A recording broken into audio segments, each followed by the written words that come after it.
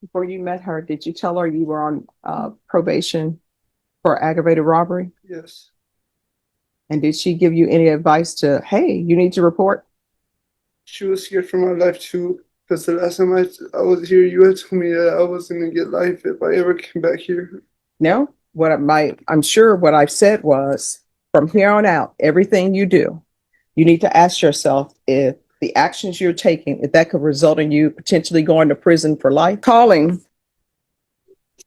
The judge does something subtle but important. She immediately shifts the tone from casual explanation to official court business. Anytime you hear court is calling, that's the moment where everything becomes legally binding. Notice how fast the energy changes. 22 CR 9805 State versus Fernando Carmona III. Could I have parties announced for the record? Lauren Espinoza for the state. Andrew K. Hicks for the defense.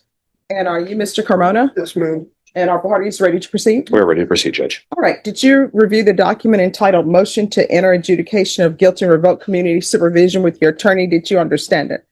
Yes, Your Honor. Are you the same Fernando Carmona III who was placed on deferred adjudication in 2022 CR 9805 for the offense of aggravated robbery on February 3rd, 2023 for a period of 10 years? Is that you? Yes, Your Honor. All right, state. On state's First Amendment motion. Oh, I'm so sorry. And also, did you review the First Amendment motion with your attorney? Yes, Your Honor. All right, you may proceed. Violated condition number 1. On or about the 22nd day of November 2025 in Bexar County, Texas, the defendant, Fernando Carmona III, committed the offense of failure to ID, fugitive intent to give false information in violation of condition number 1. All right, to that, how do you plead? True or not true? True.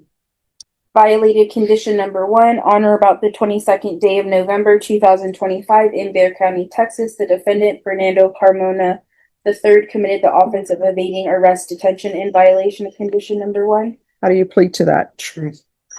Violated condition number 4. In Bexar County, Texas, the defendant, Fernando Carmona III, did then and there fail to report to the supervision officer as directed for the months of January, February, March, April, May, June, July, August, September, and October 2025 in violation of condition number 4. How do you plead to that? True or not true? True. And finally, violated condition number 4. In Bexar County, Texas, the defendant, Fernando Carmona III, did then and there fail to report to the supervision officer as directed for the months of January, February, March, April. This is one of the heaviest legal moments in the entire hearing. The judge is spelling out the stakes. Pleading true here isn't just admitting a mistake. It opens a door to a life sentence. Judges do this to ensure the defendant can't later claim they didn't know the consequences. It's serious, final, and extremely high pressure. June, July, August, September, October, November, and December of 2024 in violation of condition number 4. How do you plead to that? True or not true? True, Your Honor. State will waive the remaining. Any objections to the waivers? No, Judge. None, Judge. All right. Did you understand by pleading true to violations 1, 1, 4, and 4, the court could find it true, grant the motion, find you guilty, and sentence you up to life in prison Yes, Your Honor. and up to a $10,000 fine? Did you understand? Yes, Your Honor. Knowing that, do you still wish to plead true to violations 1, 1, 4, and 4? Yes, Your Honor. Court will find 1, 1, and 4 true. Is there a proposed agreement? No, there's not, Judge. We have differing opinions, so the state's position is to grant state's motion, revoke probation, enter an adjudication of guilt, and sentence to 18 years in the prison. All right, so I need a trial court certification. I don't have one. Judge, I actually have one right here. I went over with it. He's my client's a little emotional at the moment and didn't want to sign it. We're willing to stipulate on the record if perhaps that that I have gone over his the certification of his rights to appeal, and I've explained to him that any actions that you take here today, technically he would have the right to appeal, but he cannot appeal his underlying case. All right, did you not want to sign the trial court certification of defendant's rights to appeal? Yes. It's a oh, okay. You'll sign it? Okay. Well, we'll have it signed right now, Judge. Right. You understand that? Yeah, right there. And so, Judge, we're going to go ahead and tender that certification of right of appeal. All right, so the state is asking for revocation for Yes, 18 years. Defense, do you have any witnesses? Your Honor, we have no witnesses, although except for my client, Mr. Carmona himself. He's willing to answer any questions that the court might have, and also wants to say a few words on his own behalf. All right, you want to raise your right hand?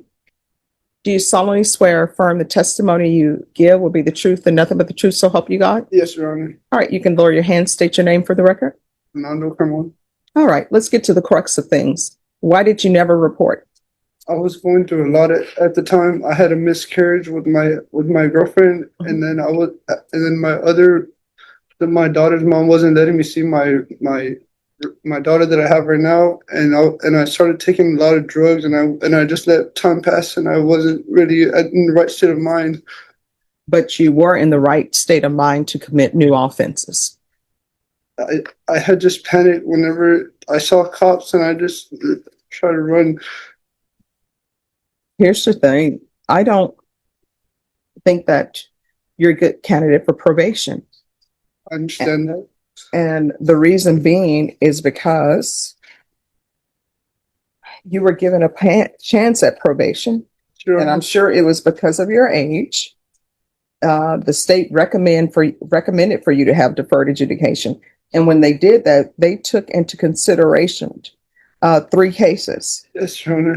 And so you're not a good candidate for probation. Have you done anything while you've been on probation? I tried to report for the first time, but then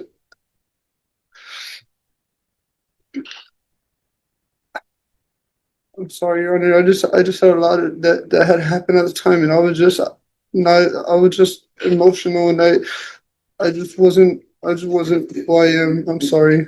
Well, no, I mean, here's the thing. I understand that sometimes people want to turn back the hands of time, but you can't. So we just have to deal with where we are now. Yes, Your Honor. And where we are now is, according to what I'm seeing, you have not done anything Yes, Your on Honor. probation, except pick up new cases. Yes, And Your that's the number one thing. The easiest thing is to report, because all that, I mean, it takes time because you're sitting, waiting for whoever your officer is to call you back and not pick up any new cases. You know, when people say, well, I don't belong to a gang, I don't pick up new cases, I pay my child support, it's always you want a cookie for that because everybody does that. Mhm. Like, you shouldn't get kudos because you pay child support, right? Yes, Your Honor. And you're telling me that the mother of your other child didn't want you to see that child? Mm-hmm. Well, I mean, you come to her on probation for aggravated robbery. Why would she want you to see her child? And then you're picking up new cases and whatever else you had going on in your life. The most thing that threw me off was the fact that I had a miscarriage, and I was just really down about that. For 2 years.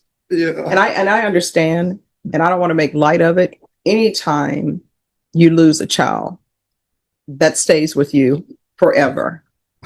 But I don't see how that translates to you never showing up. I understand that. And when you said there was a miscarriage, what month was that? It was. I'm not really sure. I can't tell you the exact month. Well, I mean, was it? I just fell into depression. But when?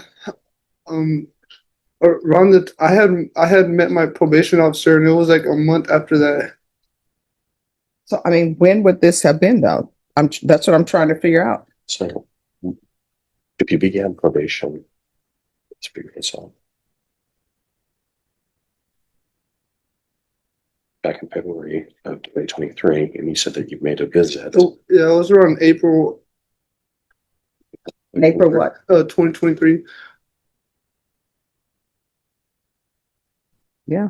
I just don't think that you're a good candidate. I understand that. Judge, if I may, on his behalf, I mean, you can see he's obviously very emotional here today. First thing that he told me, especially when I told him what the state was offering, was he's scared to death. I'm sorry. It's just the last time I'm so sorry. The last time I saw you, you really scared me, and I just didn't want to come back here. That's why I would run. Yeah, because I mean, here's the thing. You've been here before. This is not your first motion to revoke. And I do understand that sometimes when you're dealing with young people, and you're young, Yes, right? Your Honor. That is why the first time you came back, there was not a revocation. Yes, Your Honor. And the mother of your child, what's her name? Felicity. All right. That's the mother of your child. And The- then there's someone different. Huh? All right. So here's the thing. The last time you were here on a motion to revoke, you know what I put in place? No, I don't. No contact with Felicity. Uh-huh. And here you are trying to get in touch with her so you could see your child. The last time you were here, there was to be no contact Yes. with Felicity. No, it was my sister that was trying to like get her so that I could see her. Okay. Yeah. Because I have nowhere to be or anywhere to live, and my sister had a house, and she just told me that she'll be able to take my daughter in so that I could see her. Mhm. I wasn't contacting Felicity. I just don't think you're a good candidate for probation. Judge, if it would please the court, Mr. Carmona, who has been in touch with me pretty extensively, both in person and through his girlfriend, has prepared a letter for the courts that Any objection? no objection.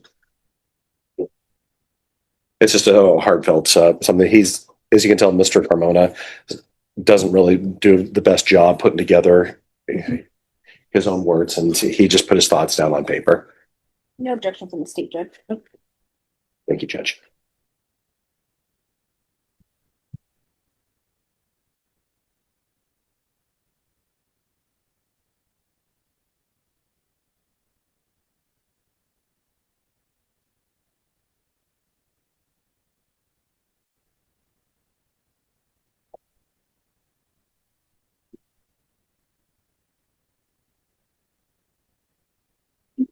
Thank you, Judge. Thank you. So, Mr. Carmona, you've been on probation since 2023 Yes, Your Honor. and you haven't done anything. The only thing you've done is not report and pick up new charges. Yes. I don't think you're a good candidate for probation. So I'm going to grant the motion and I'm going to find you guilty. The only question is as it relates to length of time. Judge, with regards to the length of time, again, we would ask that the court please take into consideration Mr. Carmona's age, as Your Honor has already risen. I'm sorry, I'm getting over a cold. My mind is still a little bit in flux here. As the court has already raised on its own accord, he is very, very young. I believe that this incident took place when he was 19 years old. He's 23, about to turn 24 years old right now. Obviously, this underlying incident, I understand that there were some pretty bad facts in this case. Nevertheless, I would please ask that the court please take into consideration then the time that has passed since then. He does actually have a girlfriend who is here in the courtroom with him, who has set him for the most part on the straight and narrow since then. Is this the person who had the miscarriage? Yes. Okay. And she has cared deeply. She has been in touch with me pretty consistently. She's been looking out for him. And how old is she? I'm sorry. How old are you again? Sir? She's 19, Judge. She's 19, and you decided to attach your star to somebody who is on probation for aggravated robbery, decided to have a child with him, and the only thing he's done on probation has been pick up new cases and not report it. Is this what we're doing in this world? Judge, I can't speak to her choices on this there, but she sees something in Mr. Carmona, and she has really taken an interest in him.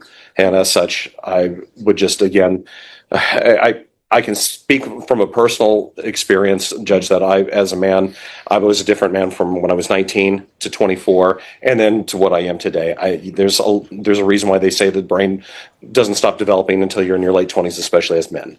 And I see that Mr. Carmona, I mean, when I met him, I kind of ran the full gamut of emotions there. I mean, admittedly, he was a little bit cocky when I first met him, and then he got a little concerned, Here comes the turning point.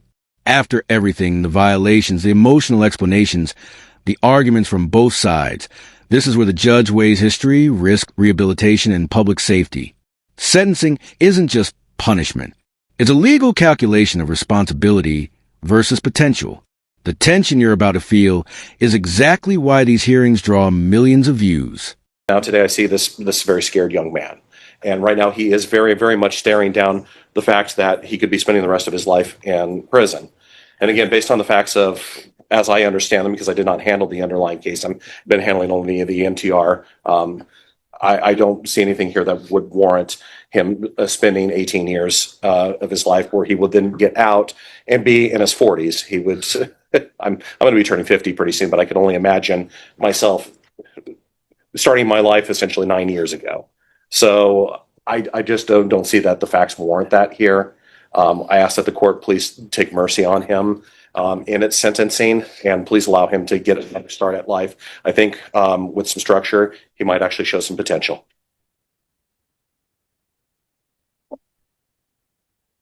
Before you met her, did you tell her you were on probation for aggravated robbery? Yes.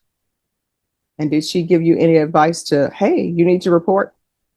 She was scared for my life too, because the last time I was here, you had told me that I wasn't gonna get life if I ever came back here. No, I'm sure what I've said was from here on out, everything you do, you need to ask yourself if the actions you're taking, if that could result in you potentially going to prison for life. Yes, If it sir. is, don't do it. If the answer is maybe, don't do it. Yes, And I'm sir. sure I probably told you, if there's anything that you need, speak with your probation officer. If you feel they're not addressing it, you can always come back to the court.